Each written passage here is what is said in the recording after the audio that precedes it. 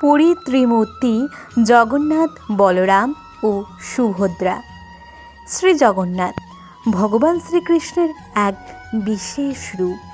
তাকে দারু ব্রহ্ম বা কাঠে ঘটিত ব্রহ্মরূপে পূজা করা হয়। পুরীতে তিনি জগন্নাথ দেব নামে পরিচিত। তিনি ভক্তদের প্রতি করুণাময় ও সর্বদা উপস্থিত।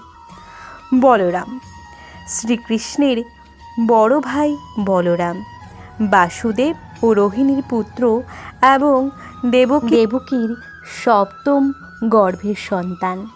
তিনি শক্তির অবতার বলে মানা হয়। কৃষ্ণের মতো এক শক্তিশালী ধার্মিক পুরুষ। সুভদ্রা তাদের আদরের ছোট বোন। সুভদ্রা বাসুদেব ও দেবকীর কন্যা। ভক্তদের বিশ্বাস তিনি ভক্তি ও মাতৃস্নেহের প্রতীক। জয় জগন্নাথ।